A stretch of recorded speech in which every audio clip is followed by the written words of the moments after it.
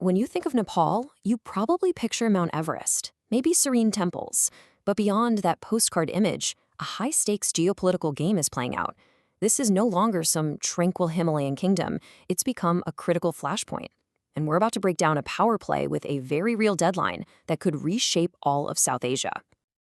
For 250 years, this quote from Nepal's founding king has basically defined its foreign policy. But today, that metaphor, it's taken on a much more dangerous reality. Nepal isn't just a passive buffer state anymore, caught between India and China. It's now an active, contested arena, and the pressure is absolutely immense. So, Nepal is at a fundamental fork in the road. On one side, you have China, offering this revolutionary vision of connectivity, a promise to finally break the chains of geography. And on the other, you have India, offering deep economic integration, really built on a shared energy future. These are two completely different paths, and each one comes with some profound consequences. Okay, let's look at Beijing's offer first. Under its Belt and Road Initiative, the vision is to, surgically sever Nepal's historic and, let's be honest, often suffocating reliance on India for all of its trade and transit. And the centerpiece of this whole plan? A high-speed railway that would literally tunnel through the Himalayas, connecting Tibet to Kathmandu. Now, for a landlocked nation, you can see why that is an absolutely intoxicating promise. To really understand the potential pitfalls of this vision, we don't even have to speculate about some future railway. The story is already written, and it's right here in this number, $216 million. That's the price tag for the new Pokhara International Airport, a huge project financed by a Chinese loan that was designed to be this thriving tourism hub. Which, of course, brings us to the crucial question. Are these kinds of mega projects a gateway to the world, an engine for prosperity? Or are they just beautiful, modern anchors of debt? Well, the reality on the ground gives us a pretty sobering answer.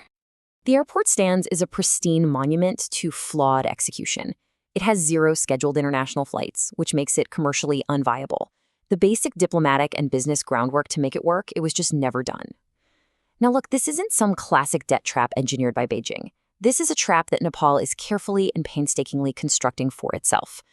So while Nepal is struggling with these self-inflicted wounds, New Delhi is playing a much more immediate and, frankly, potent counter-strategy. India's whole approach has evolved. It's moved away from its old big brother role of coercive blockades to something far more sophisticated. And the strategic shift couldn't be clearer. Where India once relied on pure pressure and control, its new leverage is all about partnership and mutual dependence, and the energy sector is right at the heart of it. And this is the scale of that new leverage. India has signed a landmark 10-year deal to buy 10,000 megawatts of hydropower from Nepal. This is so much more than a trade agreement, it's a strategic anchor. It provides Nepal with billions in guaranteed revenue and, in the process, deeply weaves its economic future right into India's. And the critical hardware for this energy trade, the actual transmission lines, was funded by a $500 million U.S. grant from the Millennium Challenge Corporation. The absolutely fierce political battle inside Nepal over whether to even accept this American money, well, that was really a proxy war between pro-Beijing and pro-Delhi factions. It just goes to show you how high the stakes are for every single investment decision. And all of this, it brings us to the real heart of the problem.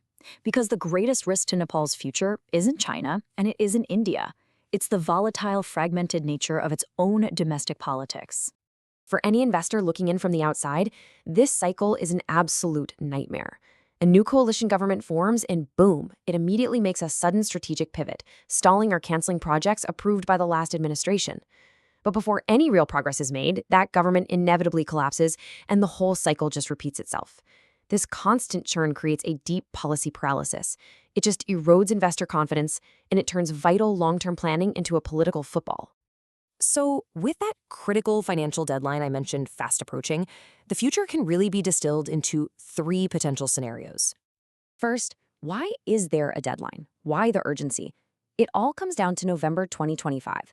That's the moment when the grace periods on major Chinese loans for projects like that shiny Pokhara airport begin to expire. That's when abstract debt becomes a very real, very painful line item in the national budget. So, let's look at the options. The most probable outcome is muddling through, which means predictable but very slow growth, with an economy that's basically tethered to India. A decisive northern pivot towards China is a low probability, really high risk gamble that would almost certainly invite a severe backlash from India. Then there's the southern anchor strategy. That promises steadier growth, but it means sacrificing that grander vision of becoming a true trade bridge between the two giants. And this gets us to the hard truth of this entire situation. Framing this as a simple choice between Beijing and New Delhi is a dangerous simplification. It misses the point. The real underlying crisis here is institutional. Nepal just lacks a powerful, insulated national planning body that can make decisions based on economic merit, not shifting political winds. So, as that fiscal cliff approaches, the ultimate choice Nepal faces isn't really between the dragon and the elephant. It's a choice between fixing its own internal decision-making to finally enable progress or remaining stuck in this debilitating cycle of paralysis. And you can be sure the path it chooses will have consequences for the entire region.